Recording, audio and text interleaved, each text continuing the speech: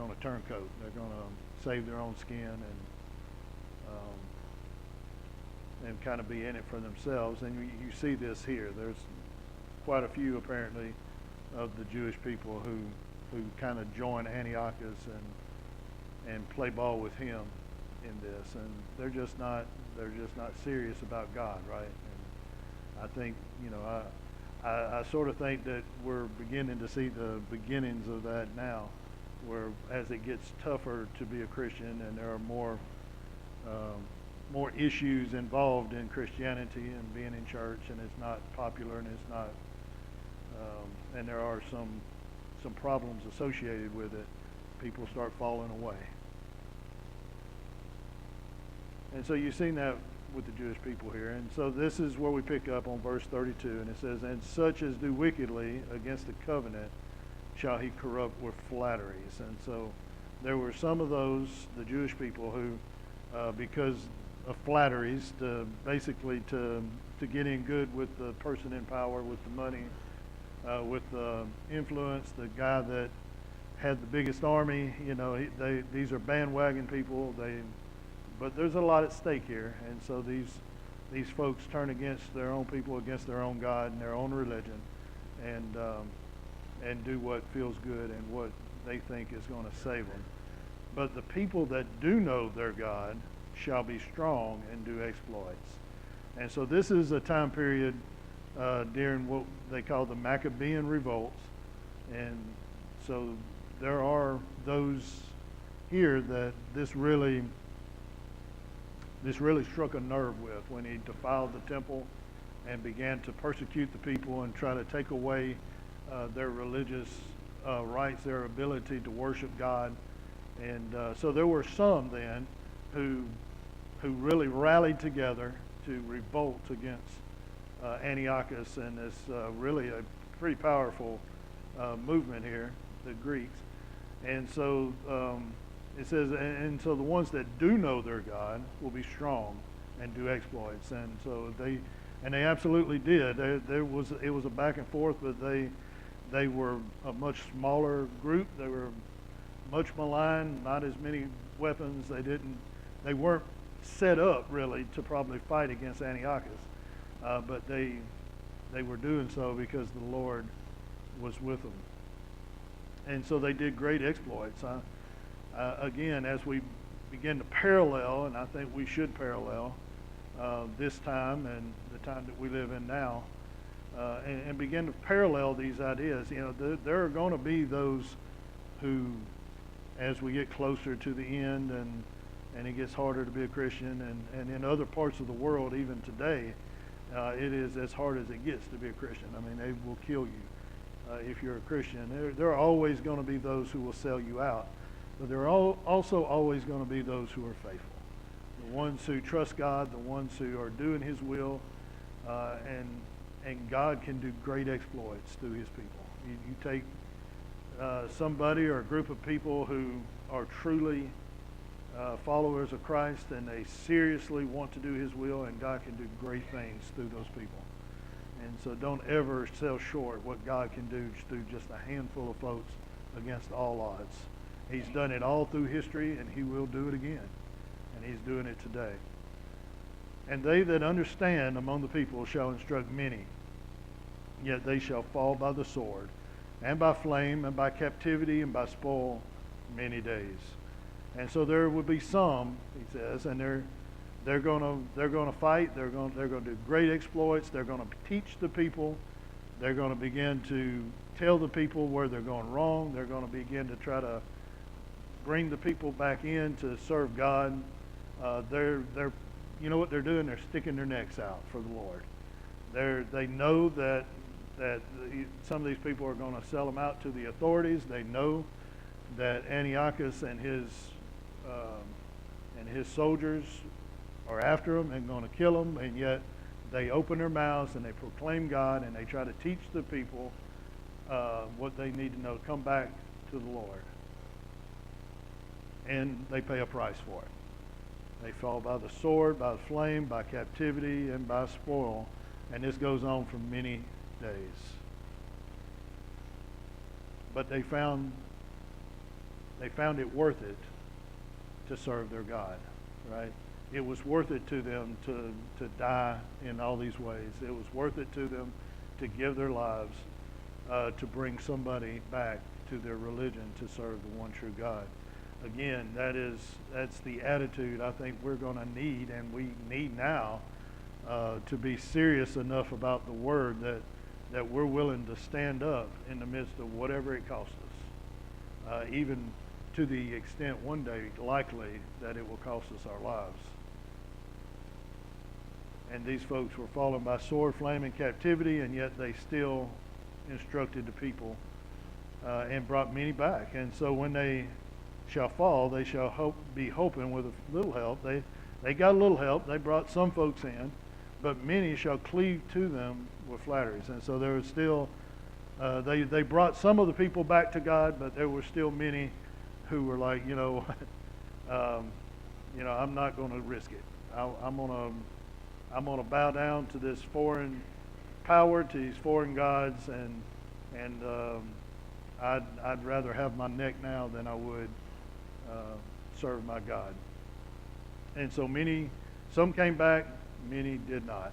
And some of them of understanding shall fall, to try them to purge and to make them white, even to the end time. And so this was a great time. These great leaders were falling and dying, but there were others that were rising up, and it was a time of trying, a time of purging.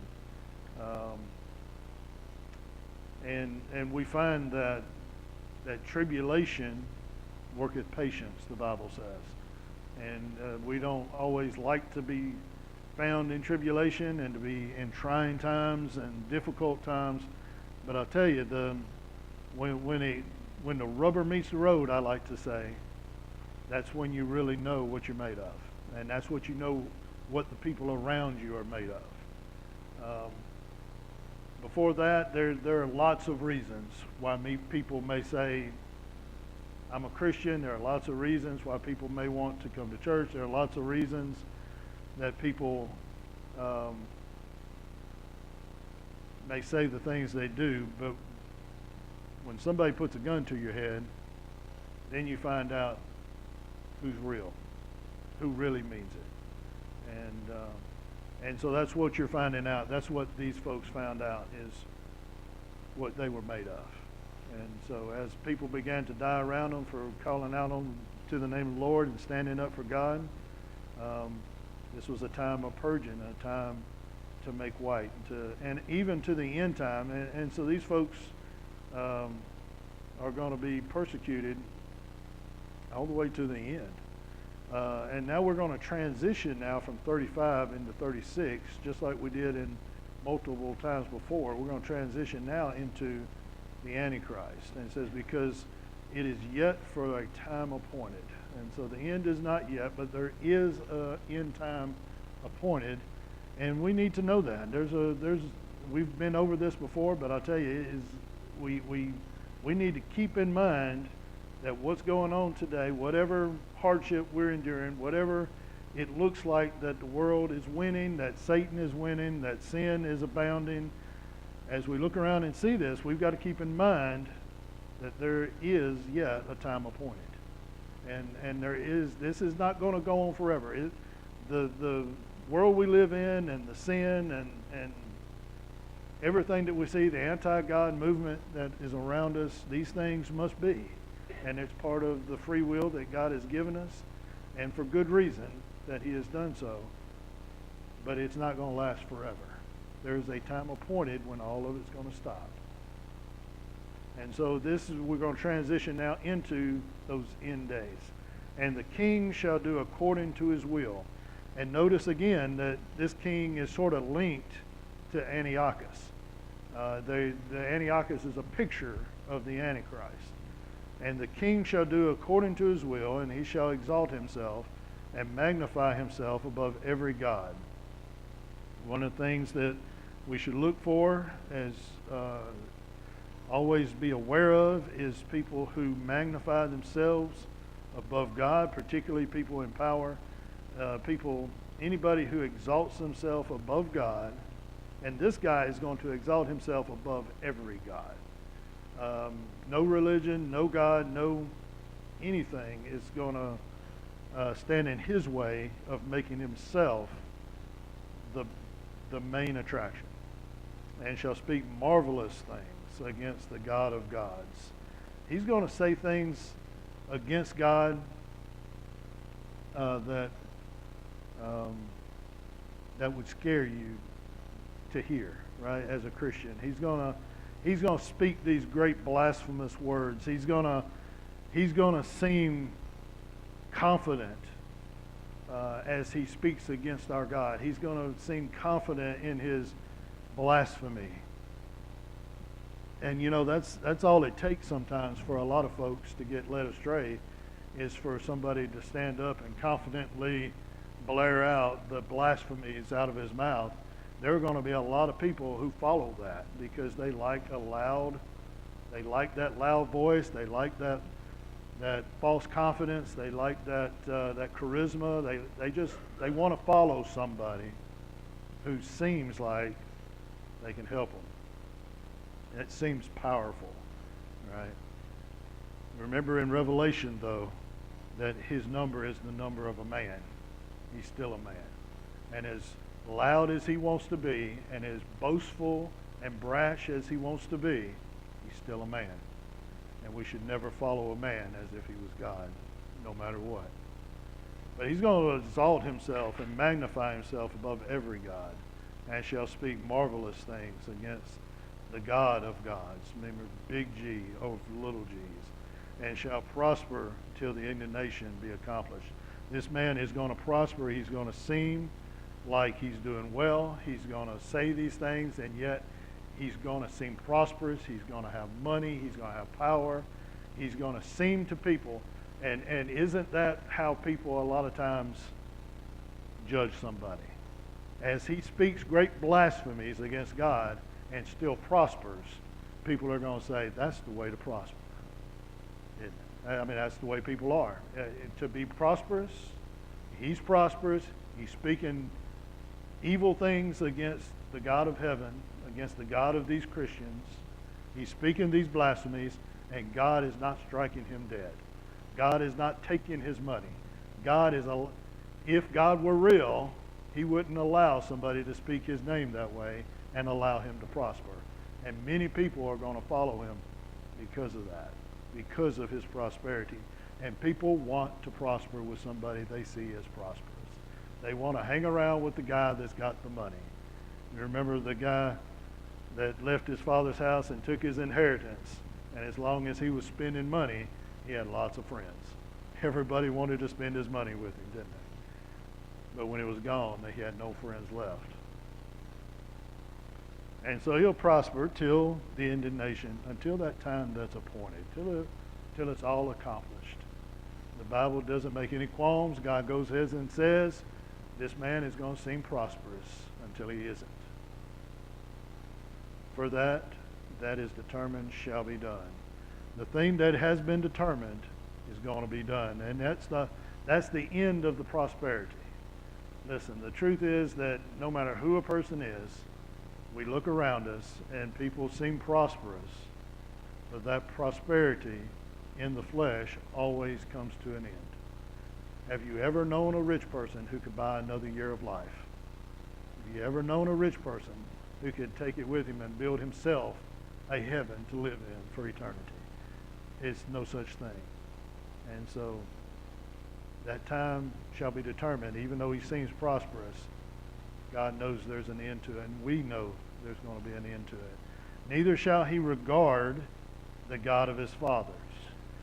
Now that statement, this is where a lot of people begin to think that the Antichrist could be Jewish, because this is a phrase that is often used to describe the ancestry of the Jewish people. Now, I don't know that is absolute, an absolute, but there is definitely some thought there that could be. That is the kind of thing that you see through the Bible about the ancestry of the Jewish people. So it's very possible. neither shall he regard the God of his fathers, nor the desire of women. And so at first glance, and I've heard people say this, that the Antichrist is going to be gay. And he very well may be. He's going to be a man of lawlessness. In other words, he's going to do what he wants to do. So there's no doubt that if that's what he feels like, that's what he'll do. And that's how he'll act. But I don't think that's what we're talking about here. This is another Jewish phrase that often is linked to the Messiah. And remember, this was written before Jesus was born. And so as people began to see these prophecies that Jesus is coming, the women began to talk among themselves and say, boy, I hope I'm the one that gets to give birth to the Messiah. I hope I'm the one that God chooses to give birth to Christ. And so it was the desire of Jewish women to be the mother of Jesus. And that was an ongoing thing kind of from this time to Jesus, where people began to say those things. And so what exactly for sure it means, I don't, maybe it does, but I think probably this is saying that he doesn't regard God the Father, and he doesn't acknowledge Jesus Christ. So he's not Jewish or Christian. Maybe it would be a good way to say this, at least not in actual action and the way he lives and speaks. And he doesn't regard any God, for he shall magnify himself above all. He's really about him. He's not about religion, really. He's not about anything except himself. He exalts himself above anything else. But in his estate shall he honor the God of forces. And so what he's going to do is he's going to be all about power and money. It goes on to say, and a God whom his fathers knew not shall he honor with gold, silver, and precious stones, and pleasant things. He's going to be all about money and power. And I think we can see that. I mean, we can understand that. There are lots of folks who are all about money and power today, right? He's going to be kind of the epitome of this money and power kind of guy. Thus shall he do in the most strongholds with a strange God whom he shall acknowledge and increase with glory, and he shall cause them to rule over many and shall divide the land for gain. And so there's going to be an image to the beast, we are told in Revelation. The God that he is going to put forth, the religion, I guess, that he's going to want to put forth is the religion of worshiping him. He's going to make his image. He's going to put his image out there.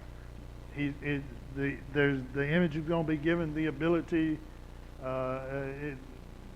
to see and speak.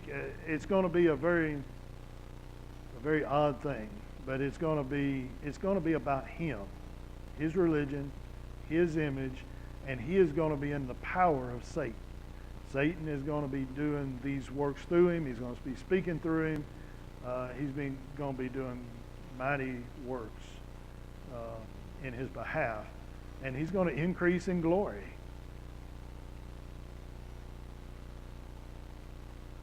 And he shall cause them to rule over many and shall divide the land for gain. So he's going to be ruling over a lot of area. He's going to fight, and he's going to overtake a lot of land, a lot of countries. Some are going to join him. The ones that won't, he's going to conquer. There are going to be just a few that he doesn't end up conquering. And it's all going to be again about money. Divide the land for gain. Everything's going to be about economy. Everything's going to be about prosperity. Everything's going to be about money. And at the time of the end shall the king of the south push at him. So probably Egypt. We see later that he conquers Egypt. And so the king of the south, we remember the king of the north and king of the south we were talking about earlier in chapter 11 going against Antiochus. Well, these king of the south and the king of the north are going to come against the Antichrist in the end days. and the king of the south push against him, and the king of the north shall come against him like a whirlwind, with chariots and horsemen, and with many ships. And he shall enter into the countries, and shall overflow and pass over. And so he's going to have some opposition when he comes into Israel. He's going to begin with a peace treaty. He's going to seem like Israel's best friend. He's going to be buddies with the politicians there. They're going to think that he is all about prosperity and saving them and keeping them safe. And he's going to have some opposition at first, but he's going to overtake them from the north and the south, and he shall enter also into the glorious land, that is Israel, and many countries shall be overthrown. Many countries around about, he's going to overthrow those countries, but these shall escape out of his hand, even Edom and Moab and the chief of the children of Ammon. All three of these who he does not destroy or take over, they are from, in the Old Testament, from the area that is now Jordan, which is directly to the east of Israel. These are interesting people that are called by name here. Edom are the descendants of Esau. Moab and Ammon are the sons of Lot that he had by the ancestral relationship that he had. Remember, after they come out of Sodom and Gomorrah, the daughters got their father drunk, Lot, in the mountains and had sons by him. These are the two sons of Lot through those incestuous relationships, Moab and Ammon. And all three of these peoples are from the area that is now Jordan. So he's going to take over a lot of these countries in the Middle East and around about, but he won't take over Jordan. And he shall stretch forth his hand. And by the way, all three of these peoples have been antagonists of Israel all the way way back. And he shall stretch forth his hand also upon the countries, and the land of Egypt shall not escape. He's going to take over Egypt and plunder it. But he shall have power over the treasures of gold and silver, and over all the precious things of Egypt, Libya, and Ethiopia, and the Ethiopians shall be at his steps. So we name at least three: Egypt, Libya, and the Ethiopians that he's going to take. But tidings out of the east and out of the north will trouble him. Therefore he shall go forth with a great fury to destroy, and utterly to make away many. And so if you read Revelation, we see war as the Antichrist comes on the scene. We see a great wars. A third of the earth, the population is killed. Then you see what seems almost like a nuclear holocaust, where another third is killed, and he's going to have his hand in all this. He's going to basically cause the death of 2/3 of the people on earth. 3 or 4 billion people as of today. That's as bad as it gets,